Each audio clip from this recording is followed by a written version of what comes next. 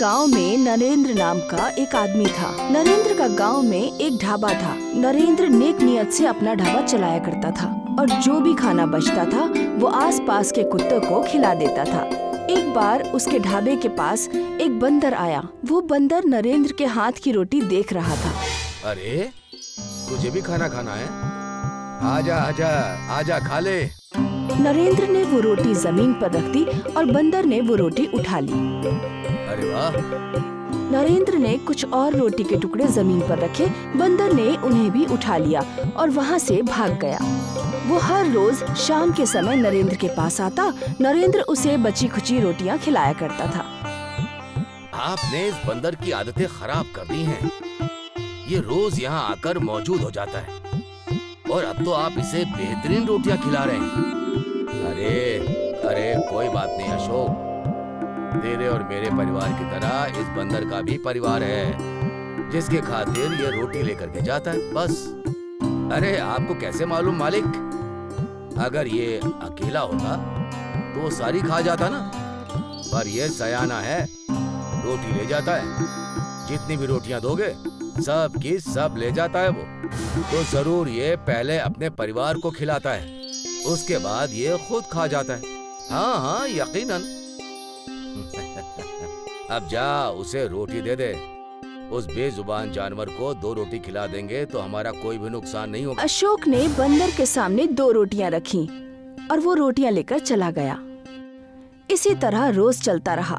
बंदर अपने बच्चों के साथ रोटियां लेने आया करता था। नरेंद्र अब उसे ज्यादा रोटियां देता। नरेंद्र का ढाबा भी बेहद अच्छा चल रहा था, इसीलिए उसने एक और लड़का नौकरी पे रखा, मानिक। अशोक खाना पकाता था और मानिक खाना ग्राहकों तक पहुंचाता था। सब कुछ अच्छा चल रहा था। फिर अचानक नरेंद्र का एक्सीडेंट हो गया। एक टेम्पो ने उसे ठोकर मार दी। नरेंद्र का अस्पताल में इलाज हुआ। उसकी जान तो बच गई, पर उसका पाँव खराब हो गया था। वो अपाहिज हो चुका था। नरेंद्र की बीवी सुधा का रो रो कर बुरा हाल था। न जाने ऊपर वाले को हमसे क्या परेशानी थी जो हमारे साथ ये सब हो गया।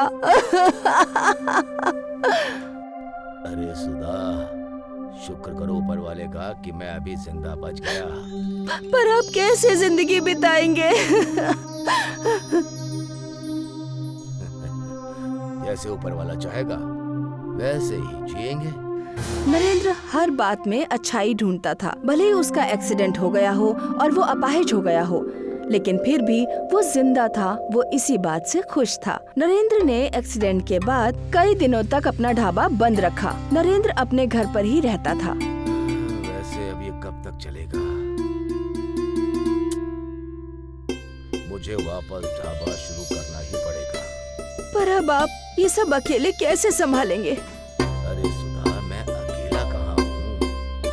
तुम्हारा साथ है ना? हम दोनों एक साथ मिलकर ढाबा खोल लेंगे, और क्या? क्यों? जी, नरेंद्र को कैसे भी करके अपने हालात बदलने थे। अगली सुबह नरेंद्र और सुधा अपने ढाबे पर पहुँचे। ढाबा बेहद गंदा था। दोनों ने सफाई की। सुनिए, हमने ढाबे की सफाई तो कर दी, पर हम इसे चलाएंगे कैसे? देखो सुधा, मैं खाना पका लूंगा और तुम उन्हें ग्राहकों तक पहुंचा देना और मेज वगैरह साफ कर लेना। अरे कुछ दिनों के बाद जब पैसे आ जाएंगे तो किसी लड़के को काम पर रख लेंगे, और क्या? ठीक है जी। इसी सोच के साथ नरेंद्र ने वापस ढाबा शुरू कर दिया। उसने ऊपर वाले की इबादत की और फिर चूल्हा जलाया। कुछ ही देर बाद कुछ लोग आए। बहुत खूब, बहुत दिनों के बाद खुला है ये ढाबा। पर जब उन लोगों ने नरेंद्र के पैर देखे तो उन्हें इस बात का बेहद अफसोस हुआ। अरे अरे अरे, ख्याल में ही नहीं था कि ऐसा कुछ हो गया। खैर, अब किस्मत के आगे किसकी चली है। अब मुझे बस एक लंच प्लेट दे दो। जी जरूर, अभी दे। नरेंद्र खाना परोसने लगा और सुधा ग्राहकों को खाना देने लगी। उनकी गाड़ी जैसे तैसे चल रही थी। पहले से कम ही सही, पर दोनों पैसा कमा रहे थे। इसी तरह कुछ दिनों तक सब कुछ ठीक ठाक चलता रहा। नरेंद्र ने बंदर को फिर से रोटी देना शुरू करा। वो बंदर भी ढाबे पर रोज आने लगा था। एक दिन सुधा की तबीयत बेहद खराब हो गई। वो फिर भी ढाबे पर जाने के लिए तैयार हो गई। अरे सुधा, तुम्हें तो बहुत बुखार है। इन हालात में तुम काम कैसे करोगी? तुम्हें आराम की जरूरत है। आज मैं ढाबा अकेले चला लूंगा, तुम फिक्र मत करो। लेकिन अब आप अकेले कैसे कर सकेंगे? फिक्र मत करो, मैं कर लूंगा। तुम आराम करो, सिर्फ आराम।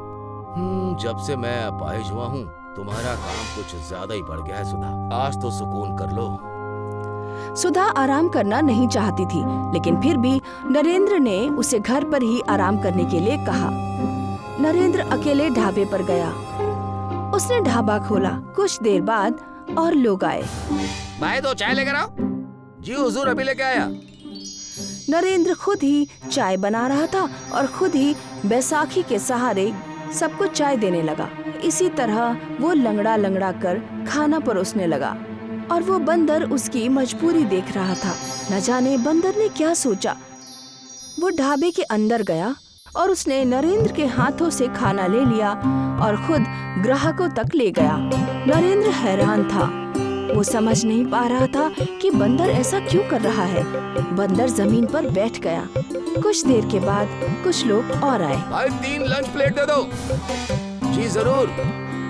और प्लेट के लगते ही बंदर ने वो प्लेट उठा ली और उसे ग्राहकों तक ले आया और वो दूसरी थाली लेने आया और फिर तीसरी।